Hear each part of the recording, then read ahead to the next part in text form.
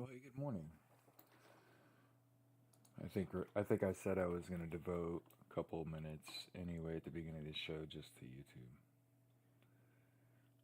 My voice is voicing it today, baby. As you can see, we are not late. I don't know what's going on with YouTube, but that sucks.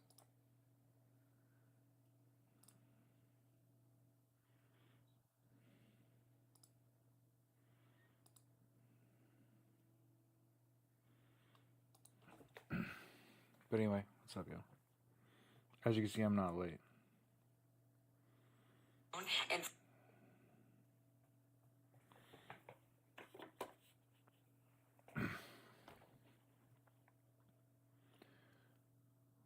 well, here we are.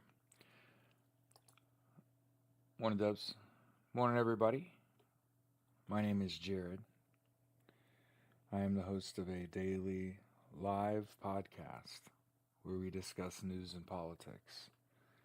Morning, CC.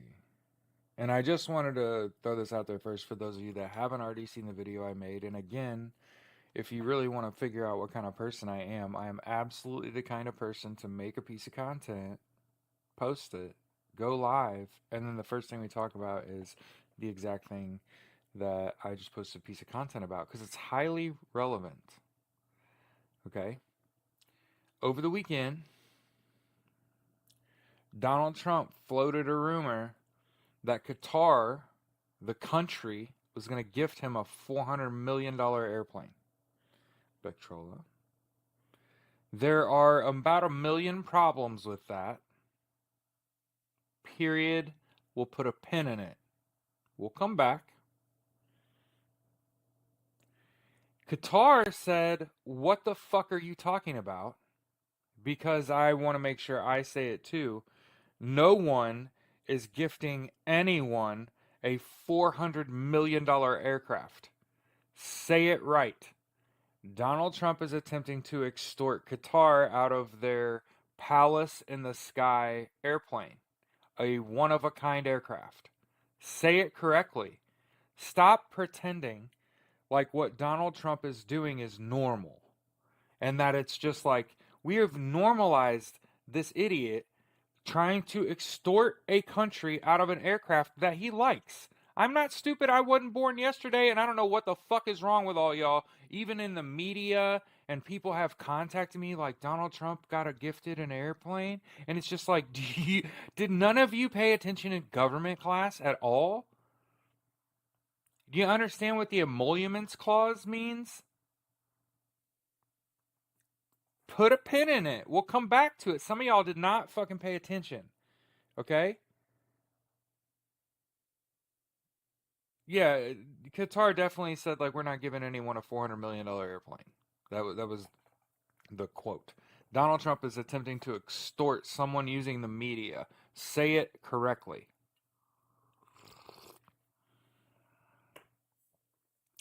He is attempting to wield power and influence to get an object of his desire. We got to stop normalizing this shit and talking about it as though it's just like, oh yeah, he's talking them into it. It's the art of the deal. No, the president can't accept gifts. And you know what's particularly dumb? And I'm just going to throw this out there. Donald Trump has had Assassin's Creed attempts on him at rallies. And you're going to take an aircraft that's not Air Force One, which is outfitted with like Air Force One has some toys, some defense mechanisms built into it. That's the thing, man. Qatar, if I'm wrong, I'm dying, but I'm pretty sure the Qatari wealthy fund terrorist organizations in the Middle East. Tell me when I'm wrong. So what I'm not worried about here's what I'm not worried about. And people are going to be like, "Jared, but it's the gift." And it's like no. It's like the president of the United States dies because he accepts a fucking aircraft that he's not supposed to, and then decides he's gonna joyride around in this fucking airplane the rest of his fucking time in office. And that aircraft's, look at what's going on. It's like he decided this is how he wants to go. I'm telling you. President has decided. They asked him how you want to go, and he was like, in the palace in the sky going down.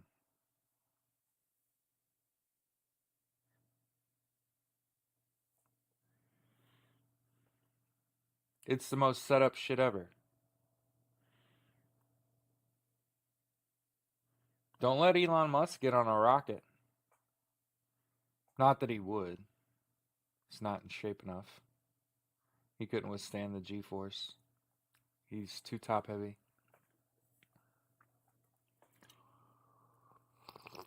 Hmm. And I want to point out, in this period of your life, if you feel really fucking confused as to this shit doesn't make any goddamn sense, Jared, and you seem to be making some fucking sense. It's because Donald Trump can't read. Okay, it's because Donald Trump has fucking dementia. So is the yo-yoing and the tariffs? If you haven't figured that shit out, it's the most telegraphed. This motherfucker does not remember what he did. So not only did he try to extort a country out of an object, the palace in the sky. Okay. He also met with China in Geneva and slashed tariffs by 115%. The art of the deal. But here's the thing. How much did he raise them by on April 9th? So, what, see, if the guy at the top isn't sharp, right? If that guy that's like in charge, that person's not smart, then all the people that he hires are not going to be the sharpest tool in the shed. And meanwhile, the guy that's in charge is leaning onto the people to the left and his right constantly, and they're feeding him shit in his ear, but they're all fucking incompetent too. And they're apparently, I want to say that they have been extorted. I'm pretty sure extortion, when Donald Trump publicly is trying to extort a country out of an aircraft, I'm pretty sure the reason all these people are like suckling the teat is because he extorted them. That, and so that's another thing I'm willing to add here. Okay, so because one of the recurring themes in personal messages that I have been asked, and my audience, especially my YouTube audience, knows because they're the ones that have asked me privately, is like, what the fuck is wrong with him? Why won't anyone stand up to him? Right? A lot of you have asked me that.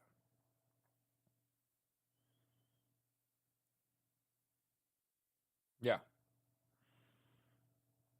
And understand, by the way, Squint, Squirtle. Um, by the way, an executive order and presidential order is not law. It's the bill that follows that you are talking about, correct? Because I wouldn't call Project 2025 rule by executive order and presidential order a success if it's not being implemented and followed, right? It's just words and bluster otherwise. What we track here is policy. Okay? The good news is that their plan is public measure. Okay? So you can absolutely look at it for yourself, understand that this hellscape that you're living in is Project 2025. Understand that this everybody's being used except for the money. And the money, I just want to point this out. The rich are getting richer. Okay? They're trying to cut Medicaid. That sounds an awful lot like poor people getting poorer.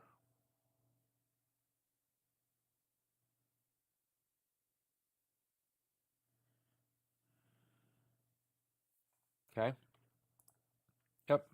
You're either the talent, like, and some of these women, the Pam Bondis, and they made themselves into this. They made a decision. Somebody's got to do it. I'll do it. Again, one of the things that I continually have to go back to is how do these people sleep at night? Christy Nome. How do you sleep at night? How are you not teeth chatteringly anxious about the decisions you've made and the effect that that'll have on people? And how are you in politics and that's not constantly on your mind? And you're not constantly thinking about could I be doing more?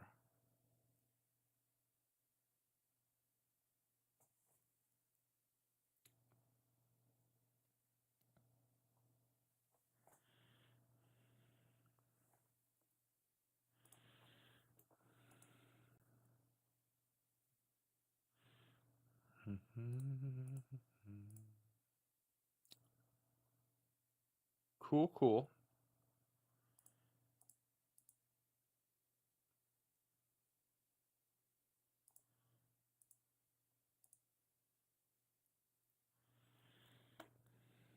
Haven't seen your feed for days. Yeah, we've been here.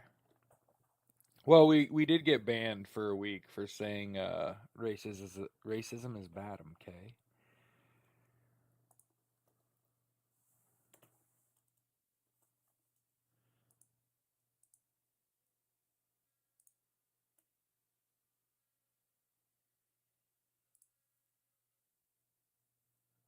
So it is my fault you haven't seen me.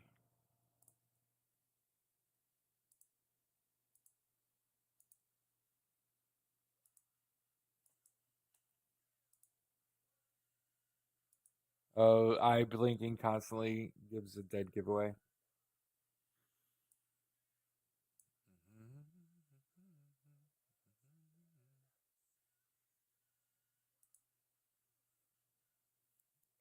What is it good?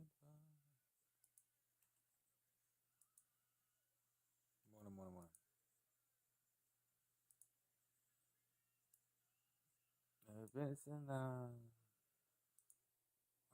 Well, that didn't last very long.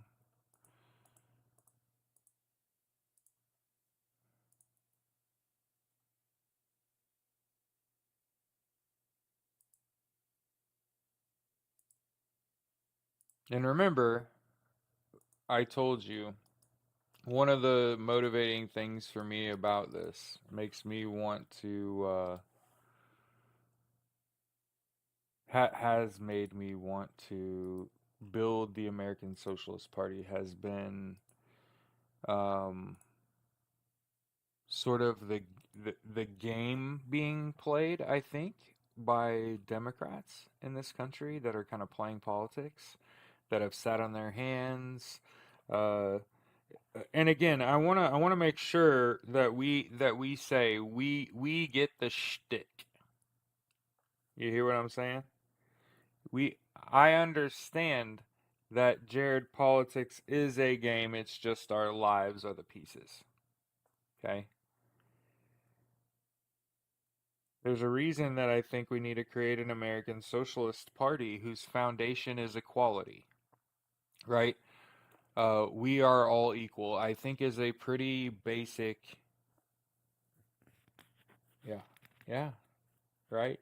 Stephen Miller says the kind of things that Donald Trump wants to hear. I don't know if you've figured that out yet, but there's a reason Stephen Miller is getting all this time. And it's because the things that come out of his mouth are exactly what Donald Trump like gets geeked up about. That's the shit that's keeping him going, right? In my opinion, Stephen Miller is being used. Excuse me, burp. He's being used. He's a stooge. Hmm. He gets up there and says some half-cocked shit, and it's like he's giving a statement. He's not taking questions. So he's just like saying all this absolutely not going to ever happen shit pops out of his mouth. I just want you to know, and this is the thing that's starting to bother me, where it's like people are showing me their ignorance and it's everyone, and it's driving me up a fucking wall. So Donald Trump, when he was elected, he put out this thing about 90 days on, what was it, 420, I'm going to get this report and it's going to tell me if, we're being invaded or there's an insurrection, right? And he was going to invoke the Insurrection Act. And I just want to point out that they said that there was no threat. That report said that there was no threat. And then not even 2 weeks into May, so I want you to think about that. Not even 1 month later, Dementia Dawn is saying that um, they're going to suspend habeas corpus because we're being invaded. Motherfucker, you just got a report delivered to you within the last 30 fucking days that says that we are not in an invasion and we do not have an ongoing insurrection. And then he puts out the proclamation that night after Stephen Miller announced the suspension of habeas corpus idea being floated. Okay? I want you to know, despite what you hear and see from those two fucking morons, no. No. They have a report in the last 30 days that says that we're not under an invasion and there isn't an insurrection. So upon what evidence could, because understand, you gotta this is the thing that you motherfuckers do not pay attention in government class. The president can't even declare war. He has to ask for permission. Congress is going to allow that. So when he says, I'm going to suspend habeas corpus, that has to be passed. So that means that all of us are going to look at all of our elected officials like, y'all are really going to let him do it to you? Because who do you think he's going after first? Because, in case you were wondering who Donald Trump would go after first, Democratic elected officials. He's already calling for their arrest. AOC made her big grandstanding video about lay a finger on a democratically elected official. Donald J. Trump, the President of the United States, I'm daring you to touch somebody. Like, or have someone touched and arrested and assaulted, especially by ICE, if they're demonstrating against ICE.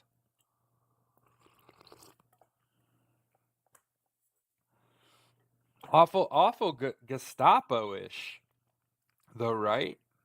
Yeah, the disappearing of people that don't look like me is pretty fucking scary. And again, I want to make sure everybody understands. If it were my choice, if I felt like we weren't in grave danger,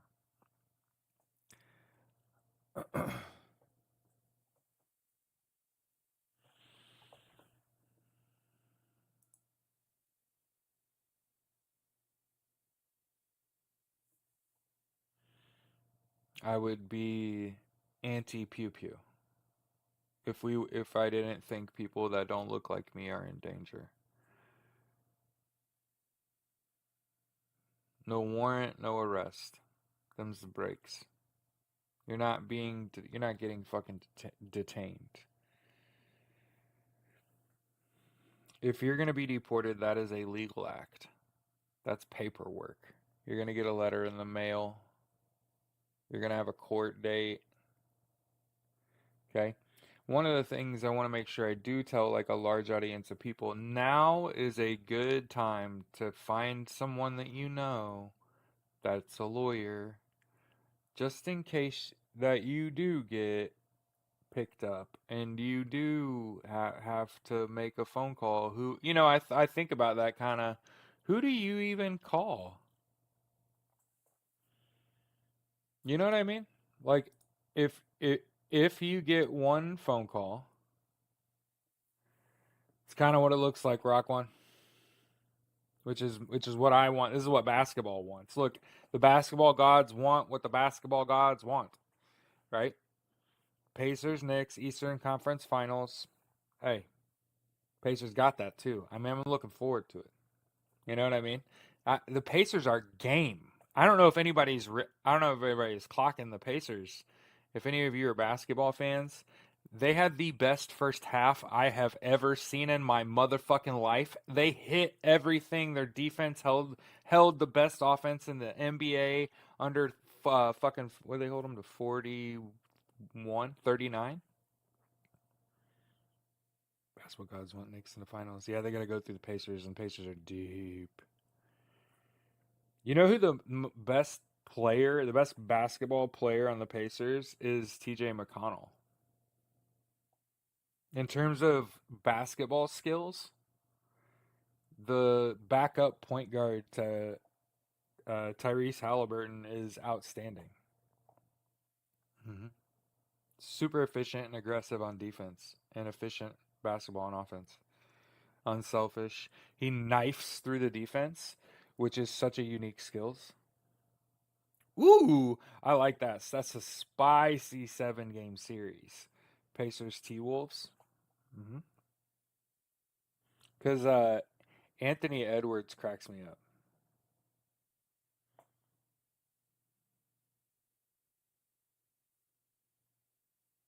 By the way, I've been loving watching those videos where it's like, oh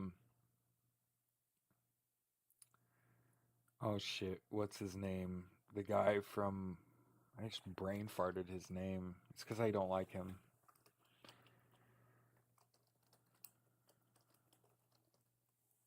I'm sorry, Draymond Green. Sorry, see when I don't like someone, my I forget who you are. Um, Draymond cried. It was like Draymond cried, Jimmy tried, Steph watched from the side, T Wolves in 5.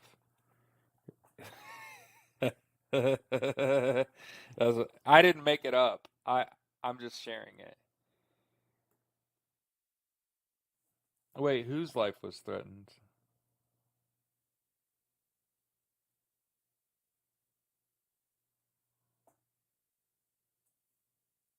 Yeah, again, I want to make sure I point out with a large group of people. Um, Donald Trump. Hey, Beck Trollus said go Pacers. Hell yeah, go Pacers. Big game last night. Whew. That felt good. That felt good. He's kind of flexed on everybody. He showed him like one of the Pacers starters got ejected in the beginning of the game, and they still blew them out. Down a guy, fully down a player. Okay. Rather be in hell than Indiana. Oh, I love Indianapolis. I don't know. I can't say much for outside of it.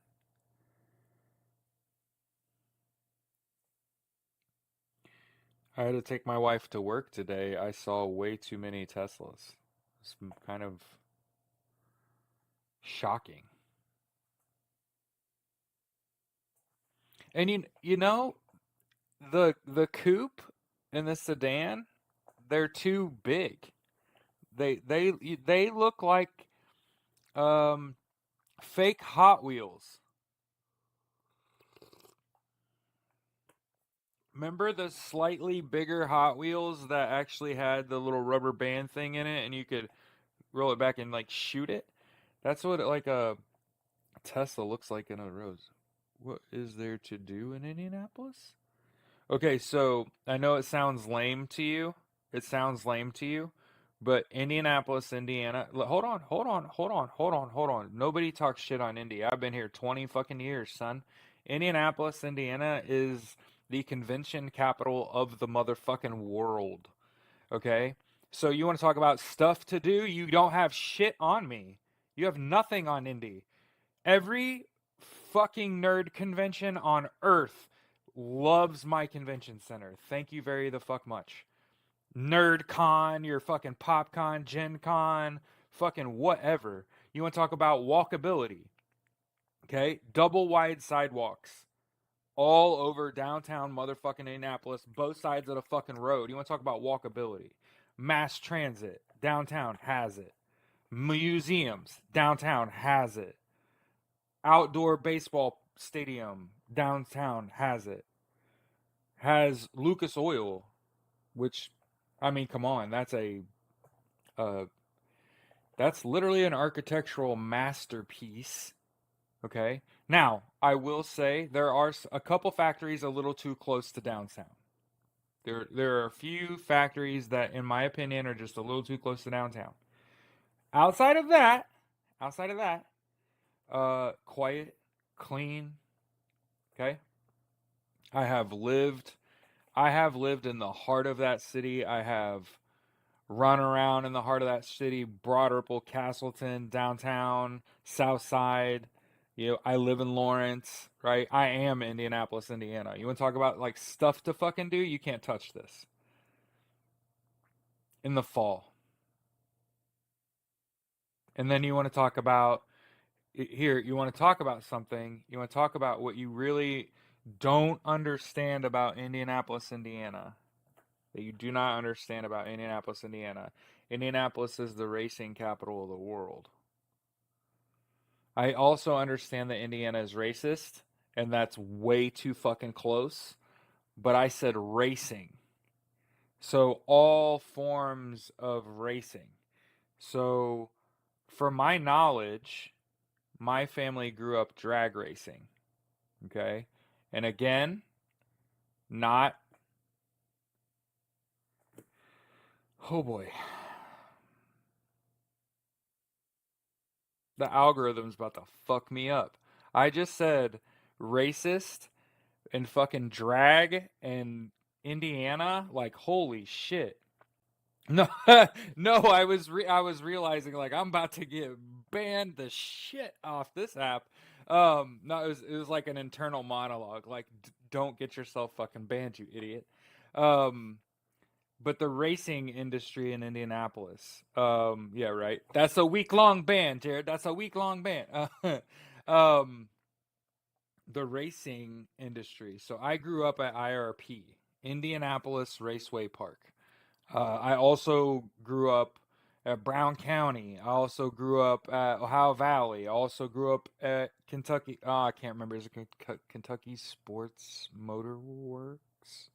KSM? Is that what that's called in Kentucky? It's a really nice one that runs east west. I can't remember.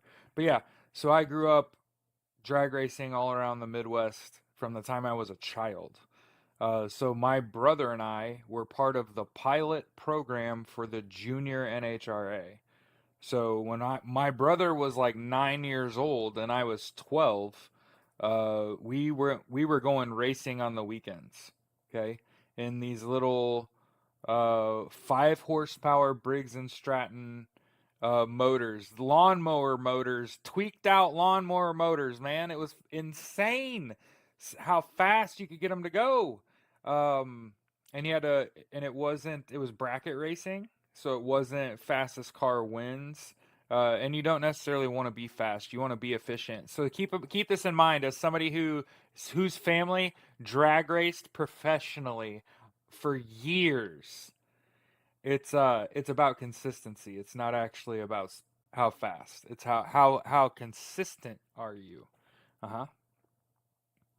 So, I personally, even as someone who's from Indiana and the Midwest and understand what's pretty about the Midwest is like uh the the fall. And so Brown County, Nashville, little Nashville, Indiana is actually like the getaway.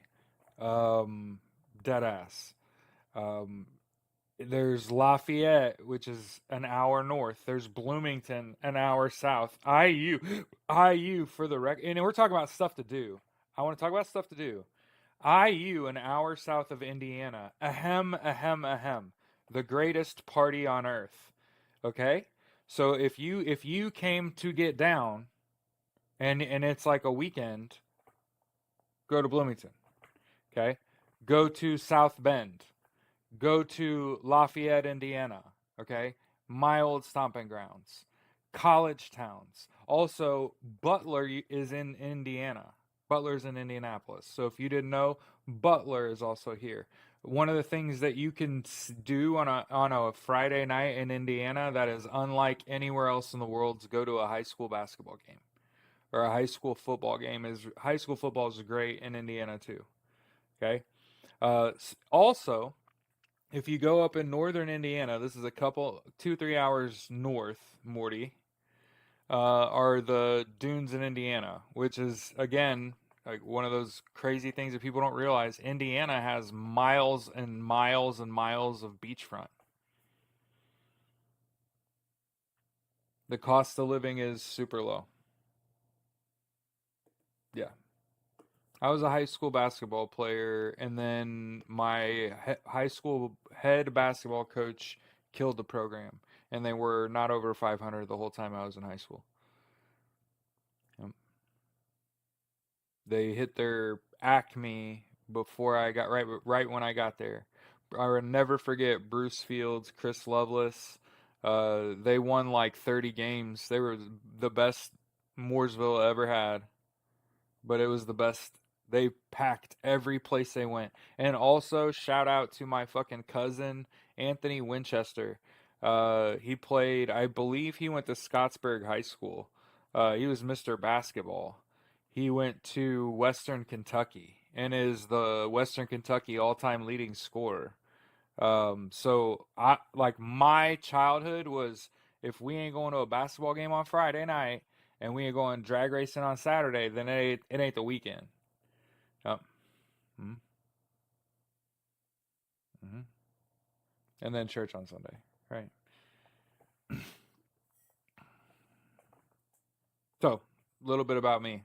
Very familiar with racing. And obviously the Indy 500 is probably the greatest in-person event that you'll ever go to if you are a people watcher. Okay?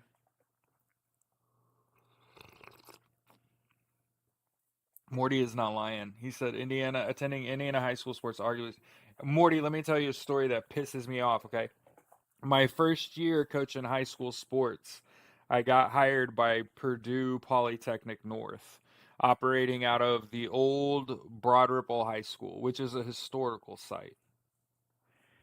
And what pissed me off every single day when I got there with the janitors and worked out with my athletes is we had to walk by this famous basketball court and they have a basketball team and it's empty and the lights are off and it drove me up a fucking wall to like never saw the basketball coach, never saw basketball players. They weren't coming in there and lifting. They weren't coming in there and shooting around in this like iconic fucking gym, right? And so think about it being fucking empty and OTE came in and fucking played a game there. And I was so mad as somebody that like I I grew up oh no. I grew up playing basketball. You know what I mean? And that I grew up playing basketball and they like just left the gym empty and then OTE comes in and play it and it's all dusty and dirty and shit and you're just like nobody cares about this shit, bro. But yeah, conventions. Let me get to conventions because we did put a pin in that. Um, Dead downtown Indianapolis, in my opinion, is like perfect. You want big, beautiful hotel, JW Marriott. You wanna go to a classy fucking I said classy, a classy fucking or baseball game, Victory Field. You want to watch super competitive NFL football, Indianapolis Colts. You want to watch world-class NBA basketball, Indiana Pacers. So you talk about what is there to do. People ask like what is there to do? Incredible sports in-person viewing experiences. hmm They're also building a stadium on a bunch of Mhm. Yeah, I hope everybody had a nice Mother's Day yesterday. What do you mean by you're losing recipes? I'm sure you're right, but it's like, can you confirm what the fuck you're talking what the fuck you're talking about? It's like I'm with you. I'm with you. What are you talking about? But yeah, so the a lot of places hold their annual convention in Indianapolis. hmm At the Indianapolis Convention Center and also the Indianapolis Fairgrounds. So yeah, in terms of what to do. There's also plenty of places to eat and drink. One of my favorite things that happens when people come to Indianapolis is they try all the food and they are blown away with the food.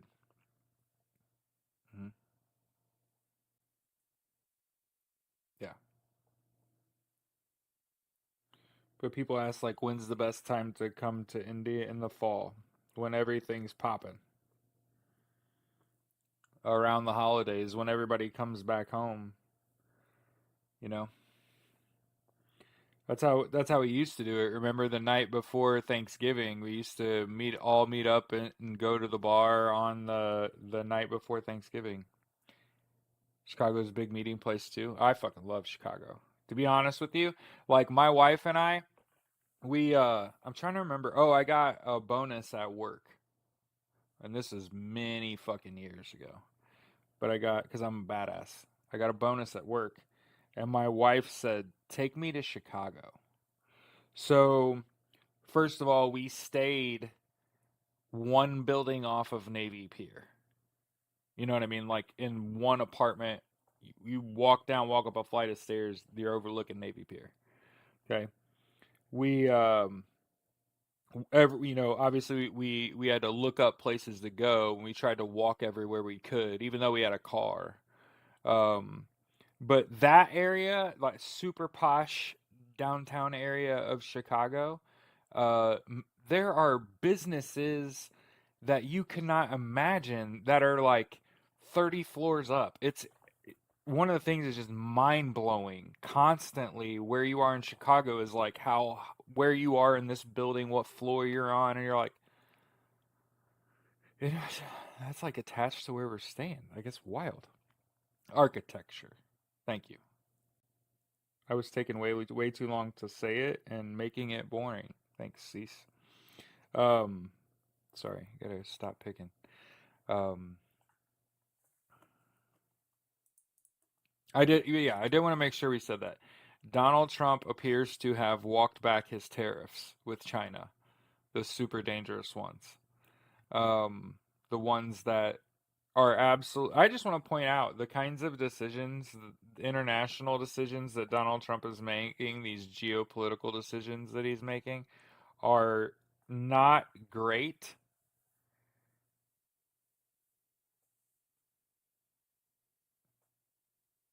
Just not. It's not great. So for all of you that are like, oh, this is exactly what I've fucking voted for. Um, Donald Trump having to walk back his tariffs is not a deal. Yeah, it's another 90-day extension, which is going to lead to more uncertainty in the markets, which is going to lead to more of you losing your jobs. So, those of you that are sitting there hee-heeing and ha-haing and thinking, like, this won't affect me, who do you think is going to lose money first? You or your oppressor and your employer?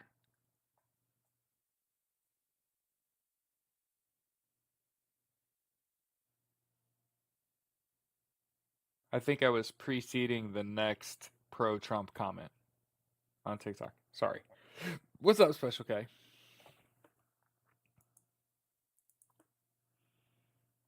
But yeah, the first half of I want to go back to this for just a moment for you.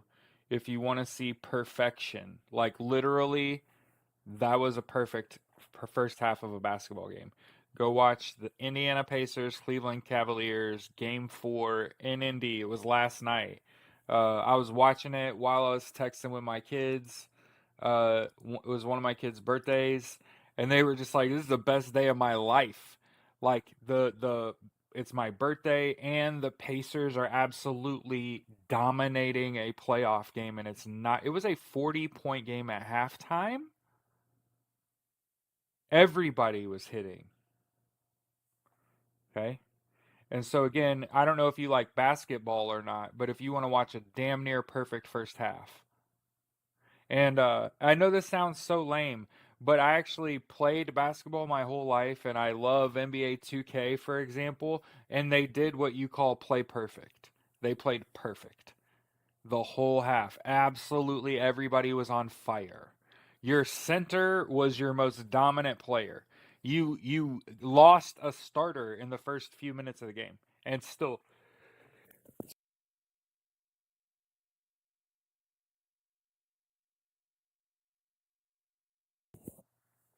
Sorry, TikTok.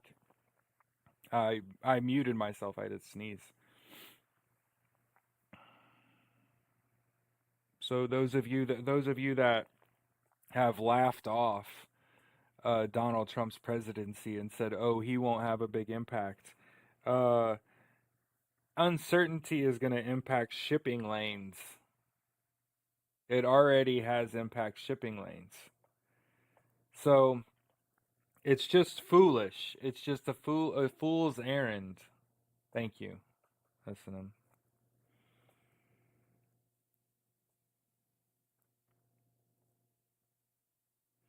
And I also in personal development, I wanted to make sure that I point this out.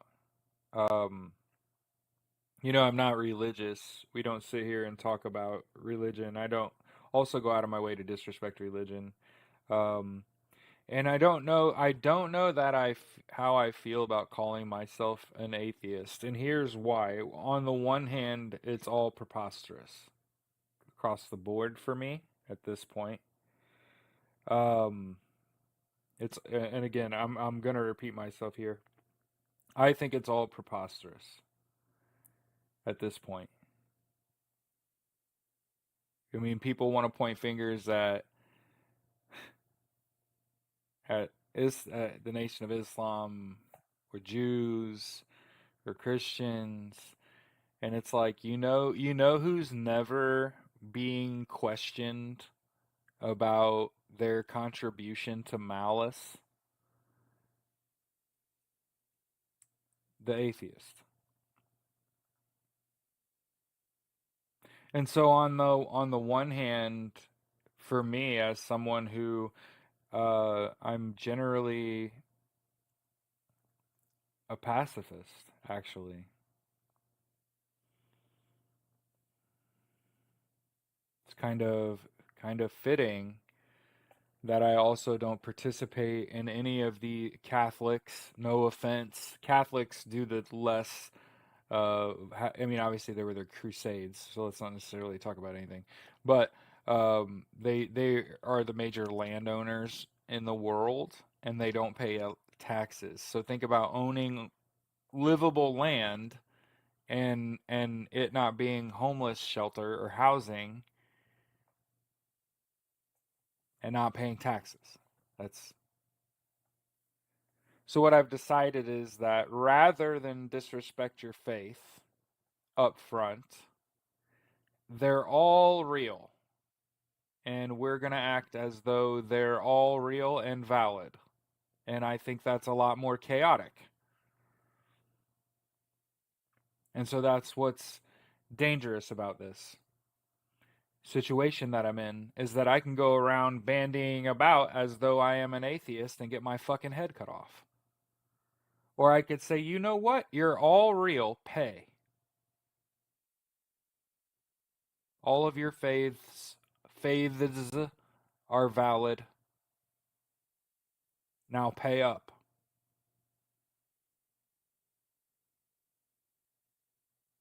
Pay taxes. If you're going to play politics, pay taxes. You're going to own land and not house people and rake in millions and billions of dollars a year, pay taxes. So either here's the how I see it, and this is the reason I'm not running for political office.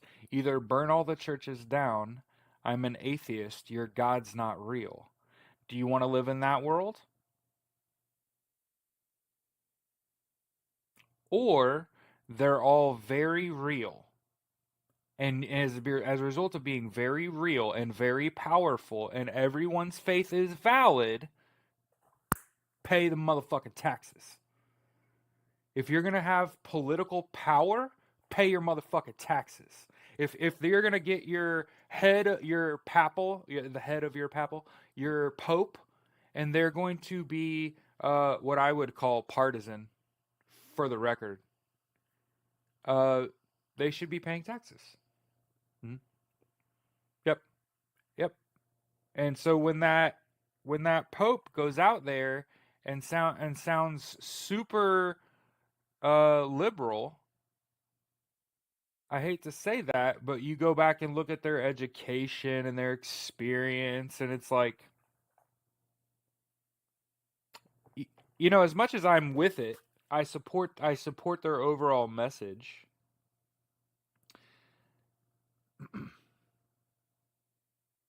what would have what was best for their brand was to be more even-handed in the moment and not be critical and make the money you should have made. And what instead that was a financial decision for the Catholic Church by running out somebody that would criticize Donald Trump, and then it pulls money to the church. I'm not stupid. I wasn't born yesterday. There are no good people. There are people trying to capitalize.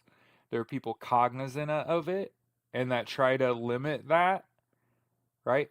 I try to limit my moments of capitalization to tied to my employment, right? My actual job that I pay taxes on, right?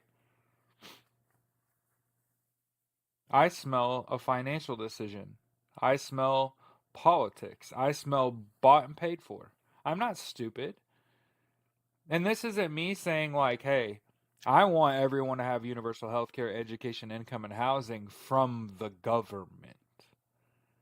I want my taxes to do that. I don't want the church handling, because they don't. Yeah. Yep.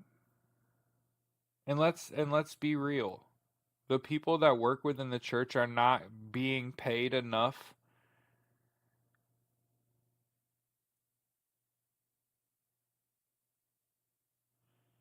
And if you ask me what the problem is, what the problem is that people uh, they reject um, what they see and hear and read in the classroom, and instead they run to church because you don't have to think so critically, right? You don't have to acknowledge that maybe you don't understand. And I want to make sure let my audience know. One of my favorite things that happens when someone asks me a question, you're lending me credibility and querying me.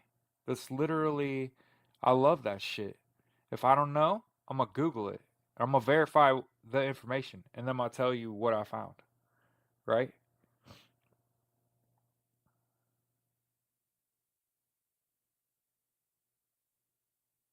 I didn't say like that the appointing of this pope was bad.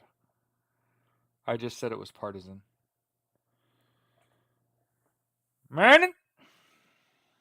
So yeah, it's important to say that.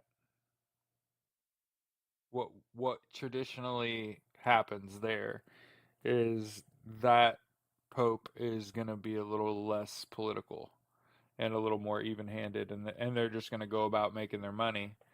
But the problem is people are losing faith too, because they're realizing, like, you've been praying for a way out for so long. You've been praying for a man in a suit to come and save you for so long. And I just want to make sure you know that that's not at all happening ever. Okay? I want to make sure that we do talk about the fact that there is a massive cut to Medicaid on the table with tax cuts for the wealthy. So understand they are literally planning to take from the sick to give to the the the rich. Sorry. Blah, blah, blah, blah, blah, blah. They're literally robbing poor people. And the thing about it is, these are my people. The thing that drives me fucking crazy, and the thing that has driven me to you, is that I got tired of telling all the people that are going to be directly affected by these policies first, hey, there's a fucking giant asteroid coming and you need to run. And if you just do that, you might outrun it and then be like, nah, man, asteroids are cool, bro. My man.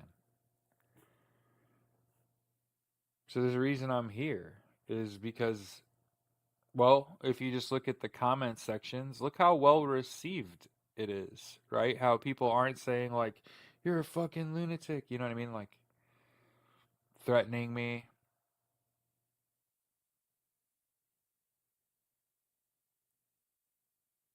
right? That's one of somebody. I had a client yesterday that I did business with that said, "I looked you up," and I was like, "Oh, did you?" And they said, "Yeah, I went on Facebook and I found you on Facebook." And I said, "Oh, I don't actually use Facebook anymore." And they said, "Yeah, I had to make sure you were a real person." And I was just like, I said, "Yeah, that'll happen. You'll wonder if I'm an actual person." Um, but yeah, check this out. So I was at work um, on Saturday night, okay? And I had and by the way, the person's name was it made me think it was someone from our audience, by the way. So I totally thought this was somebody from our audience. But I'm like, I wonder who I've actually worked with that regularly listens to my podcast. Nobody said anything yet, but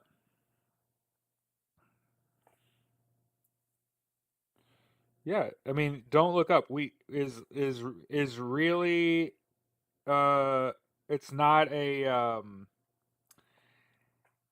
it's not just a story. It's like real life. It's like Idiocracy and Don't Look Up are happening at the same time. You know, I don't know about you. Have you ever tried to watch two movies at once? Um, yeah, it's very weird to look me up on social media. Hmm. Especially when because you thought I did so good that I'm unbelievable.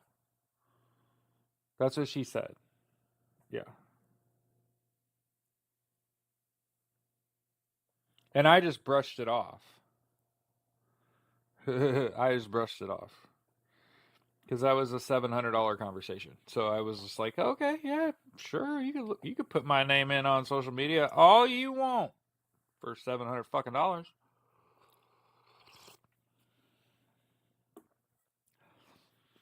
And so if you were wondering if your boy's getting motherfucking paid, I told you.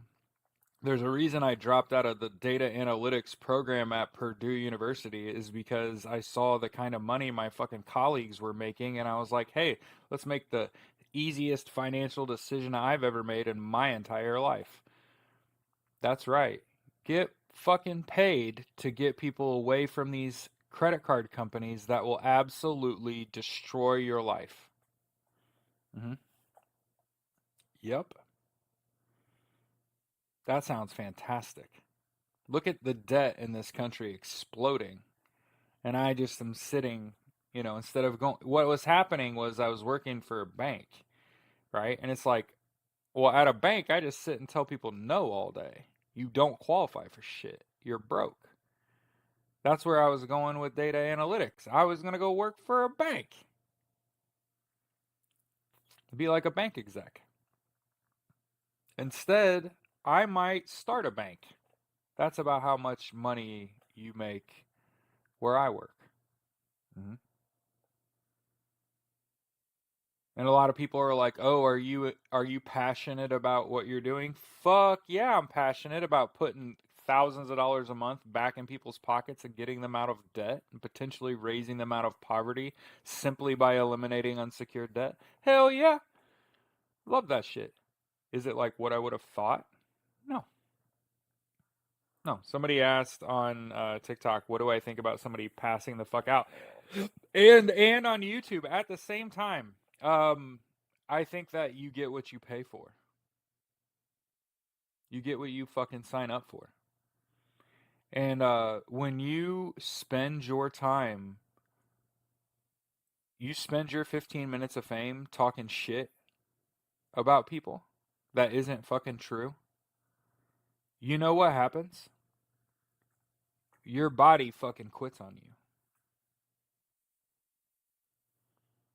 When you're not real, when you're not for the job, you pass the fuck out. When you ain't it. Yep. Yep.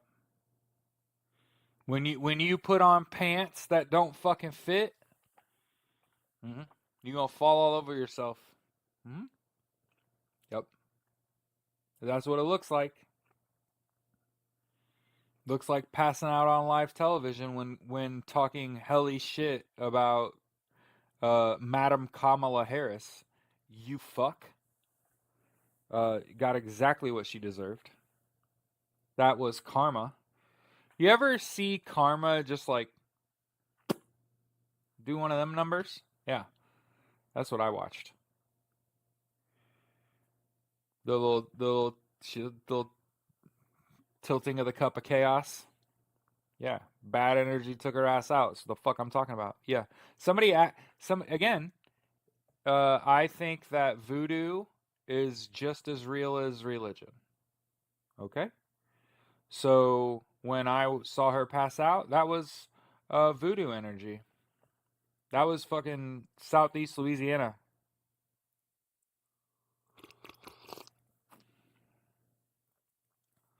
That's what I was thinking. That came from the fucking bayou. That came from a hut in the bayou. It's neon fucking green. You ain't even seen it, and that slime made it all the way to her brain hole.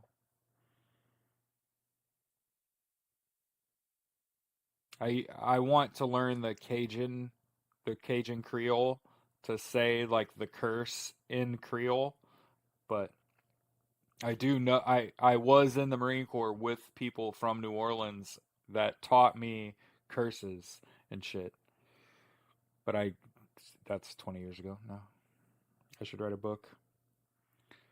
Who passed out? A blonde MAGA on TV being interviewed on Fox News or Newsmax one. Well, we'll figure it out. Who passed out? Fox News star Cameron Kinsey. Yep. And I want you all to know, and I want to make sure that I say it into a camera. I actually did what I said I was going to do and what I told you to do, which was stop watching cable news because they're either not covering this shit, right? Or they're lying to you about it. Okay? But here's the video. Okay?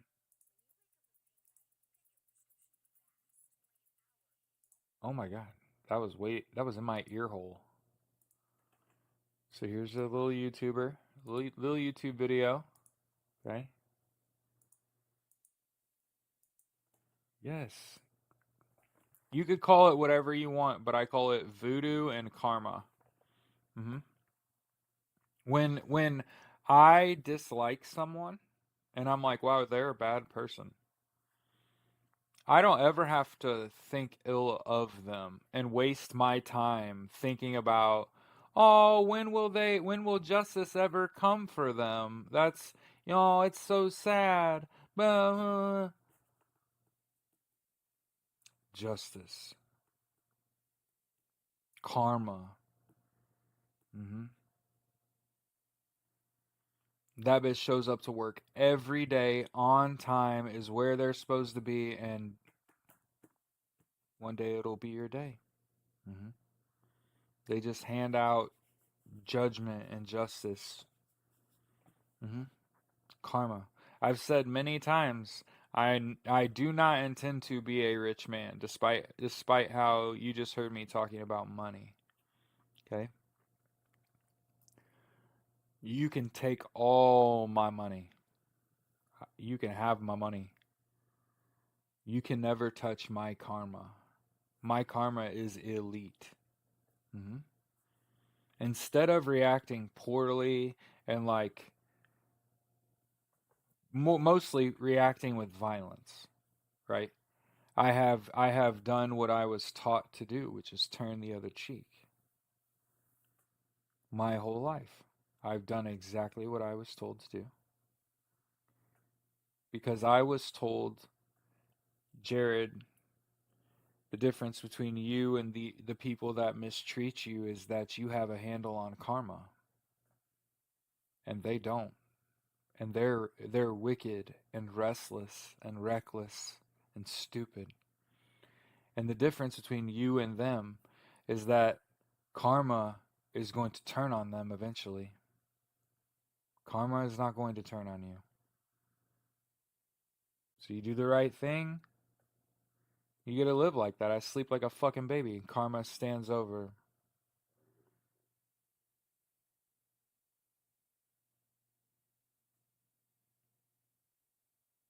I hope karma sees how kind I am to animals, to children, to kids that ain't mine, to the poor, people that don't look like me. I hope karma sees that because that's how I live. And I have been blessed. Have been blessed. I'm not religious. Remember, all your faiths are valid and real, but so's voodoo. Voodoo, put that hex on you. Anyway, so when you see something happen to someone that is like a bad actor, it's the signs, right? It's JD Vance dropping the national championship trophy. It's Kinsey passing out on Fox News. It's Pete Hegseth drinking an alcoholic beverage at his introductory press conference as SecDef.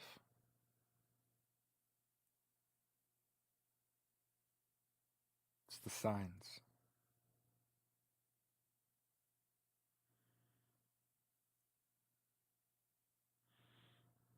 Yeah. There's a reason I tell everyone to get 8 hours of sleep a night, drink water, eat right, hydrate, right, exercise. There's a reason I tell everyone to stay ready.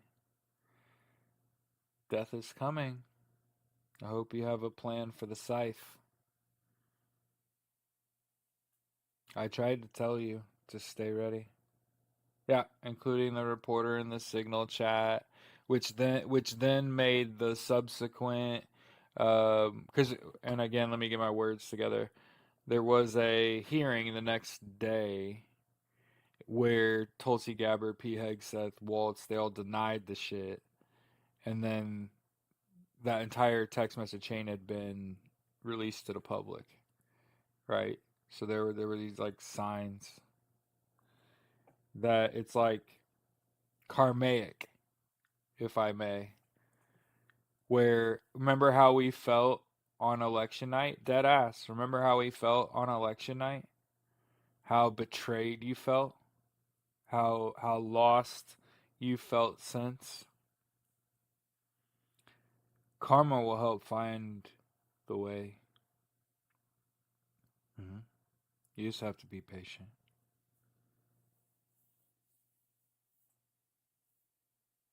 Yep. So when I watched that Cameron Kinsey pass out, it's like karma was watching her and just went like this. Mm-hmm. Remember, to me, it's like karma is a woman, the guide of the universe. She just decides. You can have your god. I'll take karma. First pick.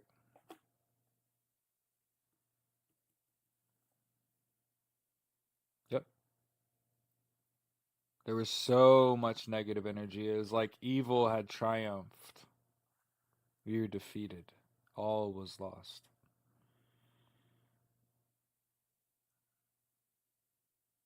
And out of the ashes we rose. Let karma be your guide.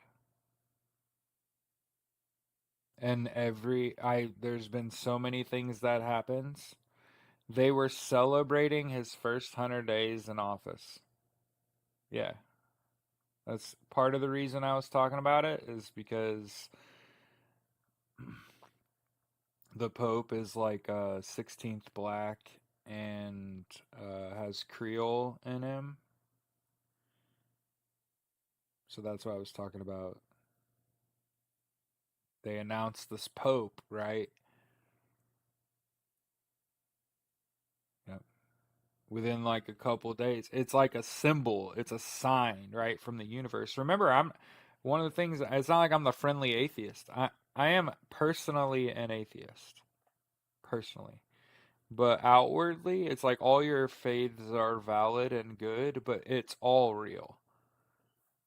Now, how do you operate when it's all real and valid and you're constantly being judged by gods that you don't even believe in?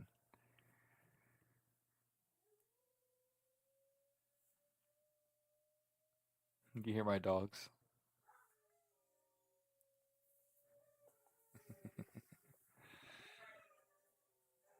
Ooh, that's my babies. So yeah, as we said before, um, when they say stuff like, um, in his first 100 days in office, look how successful. No, no, they've eaten and now they want out of their kennels. I kennel them. They're only in their kennels when they eat. That's it. So, because I work from home and these are rescued animals for the most part, we only paid for half of the animals we have. Um, the onus in my eyes is to not have them kenneled, right? Them to spend as much of their days out. It just so happened today they were all exhibiting signs of being hungry before I was to go live. And I was just like, "Oh, you're hungry today." Because that's not a normal pre-meal behavior for them, because their food's so consistent. They're not they're not ever hungry. But today when I said, "Are you hungry?" all three dogs jumped on me and I was like, "What? You don't ever." Okay, like, I'll feed you. So I fed them and then went live, and now they're like, "Hey man, it's been an hour." Like, they've been in the kennel too long, guys. That's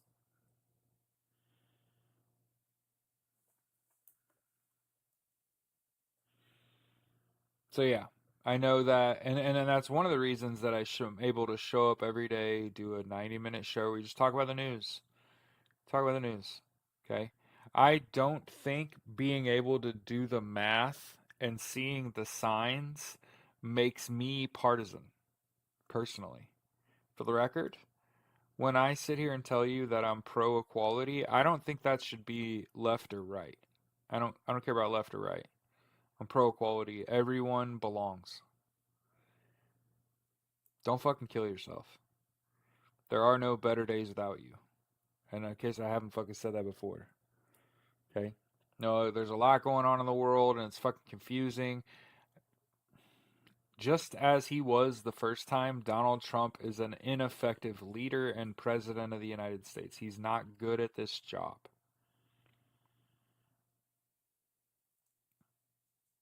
That's not partisan. He had to walk back tariffs, which were, for the record, good for Americans. He argued against lowering costs for Americans for goods produced in China. Remember that a tariff is effectively a tax. And China was arguing to lower its prices, right? To lower our prices for their goods.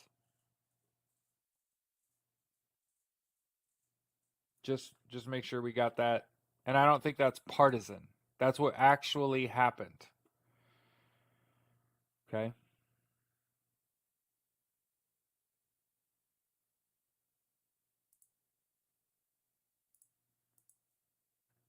And I don't know if you saw this.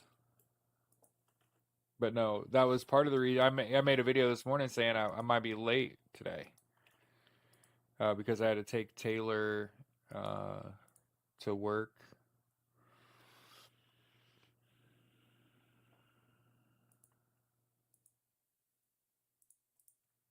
And again, there's a whole generation.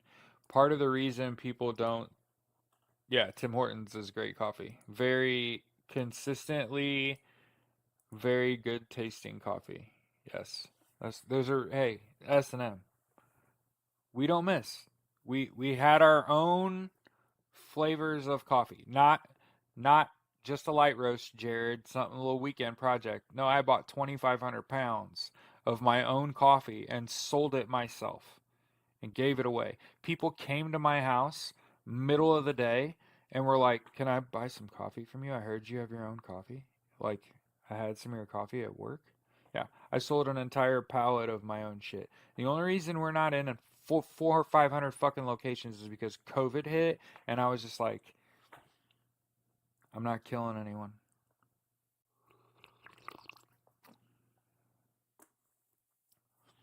Oh, Bob, so it took S&M backing me up for you to pull the trigger. I see, I see. Or is it just two's a party? Or is it two's a meeting, three's a party?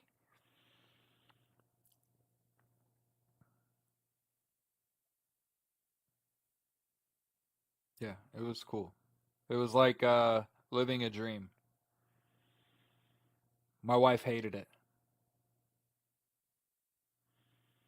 because I'd just be like, "Let's go get something to eat.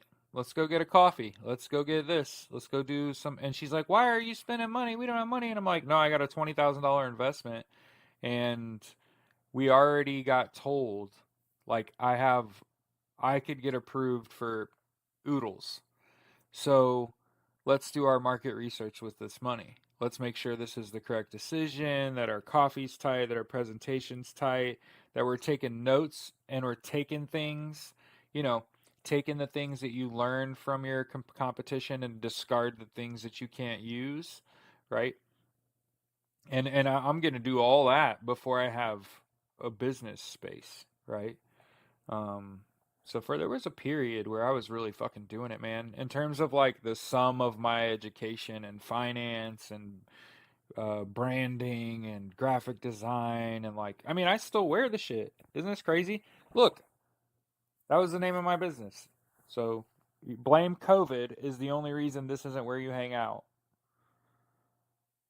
By the way, this is the only reason that you didn't already know what this was before we ever met. Dead ass. Bizarre grind. So bizarre, Bazaar, is not when shit is weird. So I know it's more like bazaar, actually. But it's like an ode to the old school marketplace style business. So my goal as a socialist business owner, because people are like, how could you be a socialist and a business owner and their brain's gonna fucking explode? And it's like, I could take on the inventory and risk of having an in-house bakery, or I could reach out to a black-owned bakery and spend hundreds of dollars a day on their product and just sell their product at my place for like a little markup instead. It's a lot cleaner and safer, and it's better for my clients to have like professionally prepared fucking food in my business. So instead of like taking it on and trying to pretend like your boy has any business making brownies, I'm just gonna go to this local business, this black owned business. There are these two black women around the corner from where I was gonna put my business that um, run a bakery, and I was just gonna buy hundreds of dollars of their shit a day, right? And I was gonna, if you're gonna do merch, you're looking for. I don't want to buy T-shirts. I want to find a merchandise producer, someone who makes Marvel T-shirts, right? That has a steady stream of like hot shit, but they're like local and they own a shop and that's their niche, right? That's my audience. So like I would go to another local business, and instead of going on the fucking internet and buying some fucking bullshit, no. I actually took the time to do market research, knew that there was a local clothing store that just had a fucking line on it, the illest clothing that you didn't see. Like jeans that have Marvel characters on them is one of the things that I saw that I was like, who's selling that shit? Right? Like, wouldn't that be fucking cool to go in like a card shop and they got a pair of Jinkos with like the Marvel characters on it, and like your entire childhood just melted in front of your eyeballs? Like, yeah, that's badass. So like, it's not that I didn't have like an idea where every single location is going to be located where in an area where there are local businesses that we could partner with. Hmm. And by extension of partnering with other businesses as a means of conducting business, that is socialist. I'm not adding a line of revenue and trying to capitalize on my ability to limit my expenses and right, just make it myself or have it made outside of the country for 6 cents. You know what I mean? No, no. Use local businesses to support your business, um, and work with them. You know.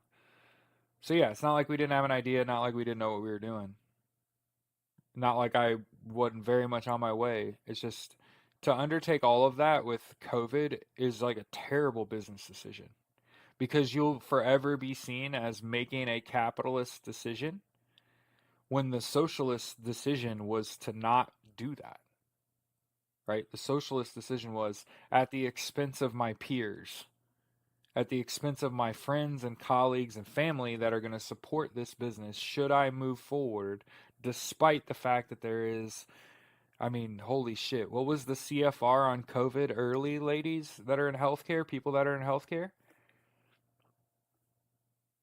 Wasn't it like 13% or some shit? It was like super hostile when it first came ashore.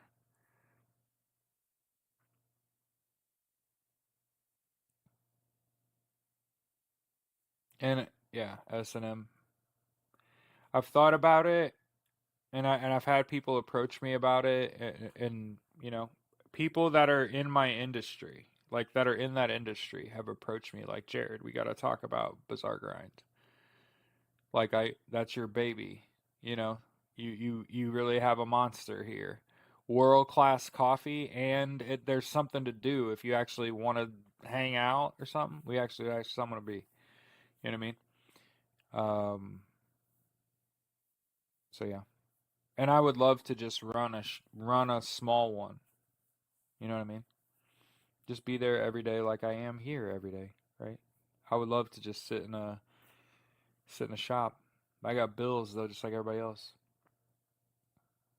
I just happen to fall into this job that the dollar per hour is greater than any job I could have gotten with having completed Purdue's data analytics program. So it doesn't make sense to pay another $50,000 to get a degree when I'm already in a job that pays more than any job I'd ever get in that industry. Yeah, coffee's in. Yeah, because think about it.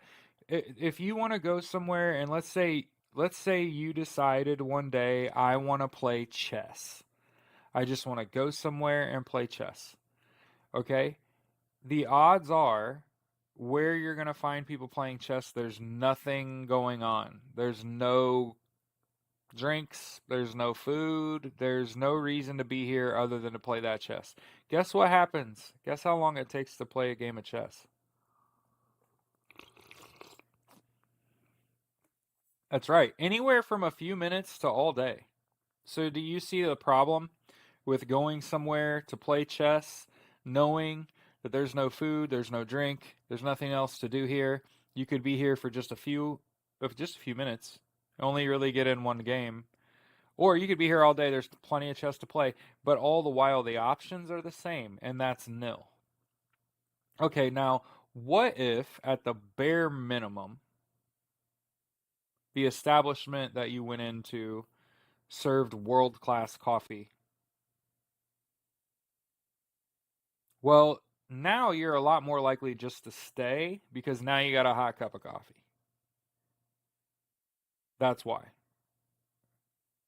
Finn, they pair together. Like playing a game and having a little cup of coffee to sip on, they go perfectly together.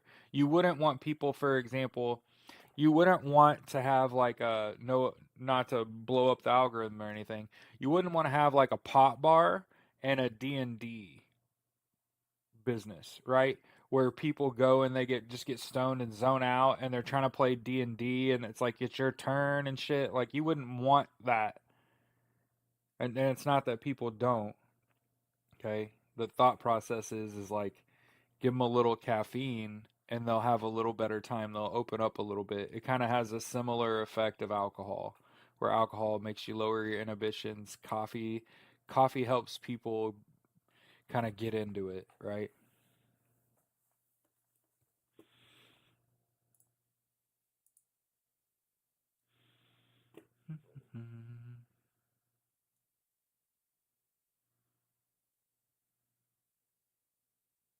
But yeah, here's the story of the rollback of the tariffs.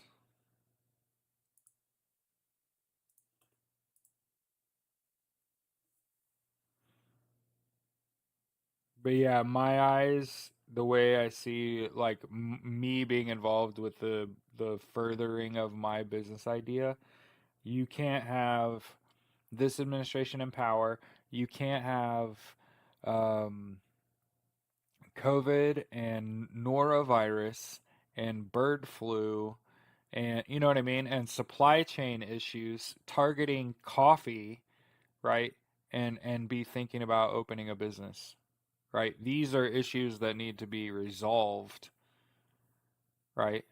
Before I would ever take any additional risk. There's a reason I've sat here and told people that, hey, the onus right now on you as an American, you need to lower your costs and save as much money as possible.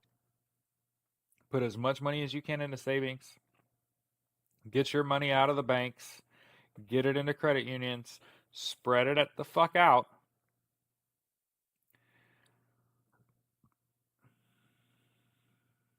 Because these banks are the ones that are going to get corrupt and crooked first because they're the ones that want to dismantle the FDIC because it suits them. It's in their nature as business. They want to eliminate red tape, right? That's why businesses are conservative by nature because their nature is to press on and regardless of what happens to the people. Remember, um, as a result of Citizens United, one of the things we talk about regularly, yeah, yep, 1,000%. People say politics don't matter, but having a very recent experience with Donald Trump in terms of airborne illness, I wouldn't want to try to start a business that requires people to show up when I have someone that is, I don't know, destroying our ability. Here's the most recent thing he did with the NOAA.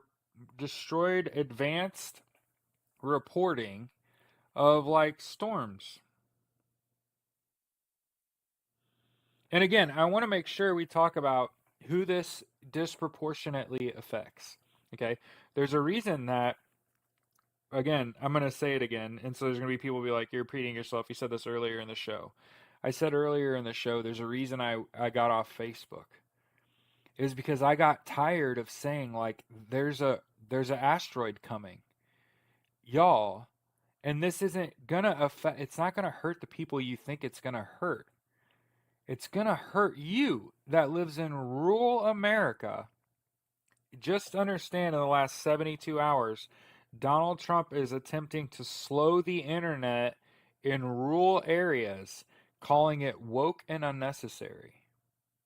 In rural areas, who lives in rural America? Do do do do do do do do do do do do do. Poor white people that voted for Donald Trump.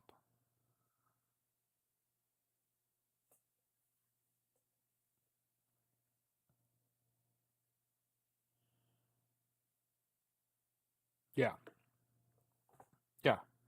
You can't, you cannot expect the disruption of one airport to be exclusive. You can't expect that.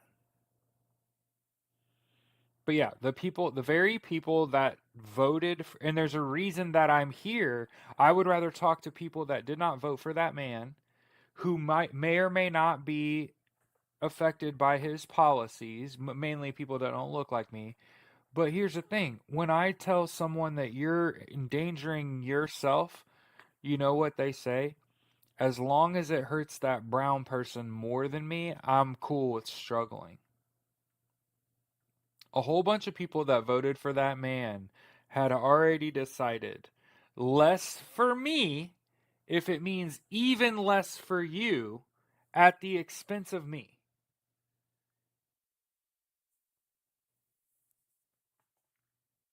Eventually, when you're telling people that think like that hey, Donald Trump, for example, taking money out of public education, guess where public schools exist and still thrive? In rural America, rural white America. So there, he's going out of his way to keep poor white people uneducated. That's my family. That's me. And there's a reason I'm sitting here every day, 90 minutes a day, sharing the actual news, what's actually happening. Because if I did this shit on Facebook, we would be labeled a terrorist for saying, hey, look at Mark Zuckerberg, who flew to Mar-a-Lago very late in the election cycle and gave Donald Trump $1 million. And remember what I told you? Just wait until it comes back. And what happened? Donald Trump is going to allow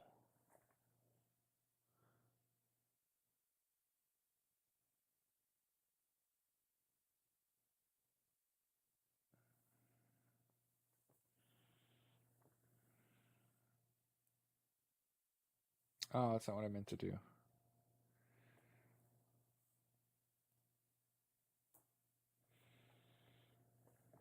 Shoot. Can you take a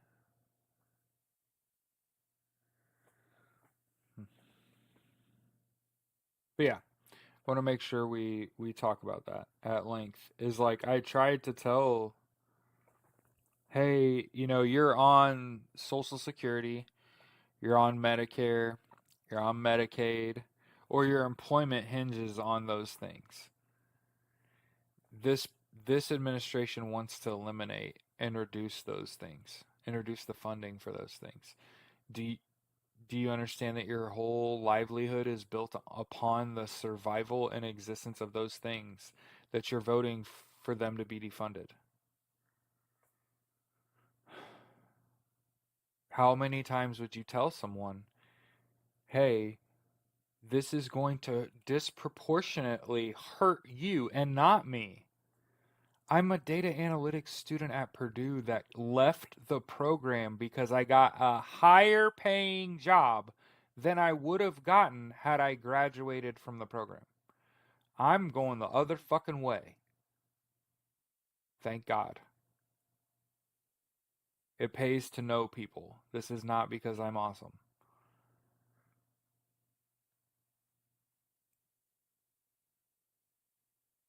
So understand when I sit there and say, hey, this is going to disproportionately affect people that don't agree with me. There's a reason that you don't see a lot of people in my comment sections disagreeing with me, because they're living in fucking denial. And so every day when they see me, they have to turn away. Notice that you don't see my friends and family sitting in my lives, sitting on my podcast, in my chats. Not a fucking single member of my family. Why? They can't face me. They can't look me in the eye every day knowing that I'm doing just fine. This is not it, I'm an empathetic person, and that's why I feel the way I do, is because I am empathizing with people that don't look like me that are being affected by this administration. I'm empathizing with, I'm actually going to sit here and empathize with the people that are my oppressors, the elected Republicans who are afraid to speak out because they're scared of Donald Trump and his goons. And they're afraid if they speak out against Donald Trump, that Donald Trump will turn on them. Well, guess what? The leopard eat face party eats leopard face. And eventually you're going to have to choose between being scared and being a coward and not being able to face yourself, not being able to look yourself in the mirror, not being able to sleep at night. You're going to be so anxious you can't hold the glass of water anymore because you're afraid. You're so fucking afraid, right? You can no longer you don't have a stomach for food anymore. Why? Because you're feeling the weight of your decisions and how it has impacted other fucking people. And fuck exercising. That's what all of the people that, one, voted for this regime, and two, are going to be most disproportionately affected by this regime. That's what they're doing right now, is they're shutting down.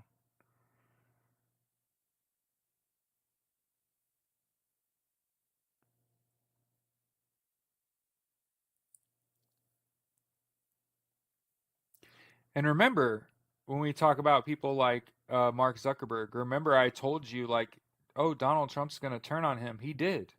He could totally push a lawsuit under the rug that would save Zuck. And instead, he's going to let Mark Zuckerberg lose IG. Like, think about in terms of big things that are about to happen. And it's like, didn't he fly to fucking Mar-a-Lago and gave him $1 million, and then you fucked him 6 months later? Burp. But that's this administration. And again, it's not directly impacting me. In fact, financial instability directly helps me because people have more debt when they come to me and talk, and I make more money when you have more debt. So, again, even though this regime is serving me, thank you. It's hurting a lot of highly educated, dedicated federal workers. And again, I want to point out that over the weekend, a judge halted Donald Trump's ability to mass fire federal employees. So, while again, it's dark and hell is hot. Thank you, DMX. Okay, we're gonna.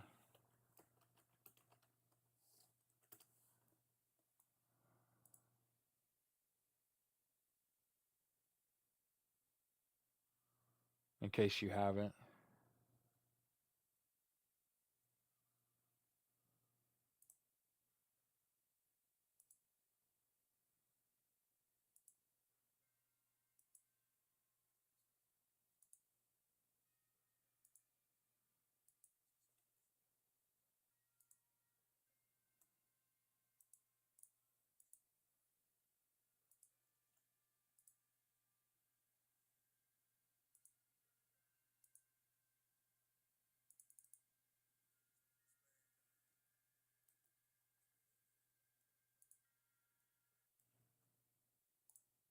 That's the intro.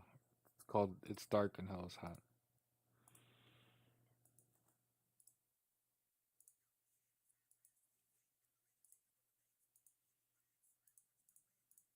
Yeah, right. Somebody said Boasberg v. Trump. Fuck yeah. She chew him up and spit him out. He don't stand a chance. That's the best part about all this. That's the best part about all this. Is Donald Trump fancies himself a fucking genius and he gets regularly fucking schooled. And as an academic, as somebody that has been in college, Purdue University for 30 fucking years, I have 300 credit hours. No, that's not true. I have 267. May 13th is a Supreme Court ruling. For what?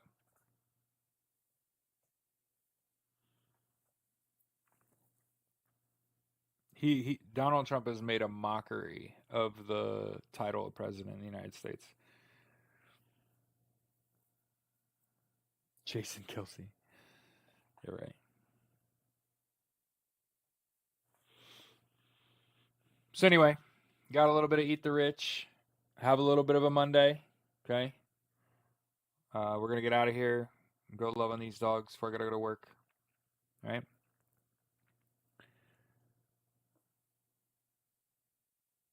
Have a good day.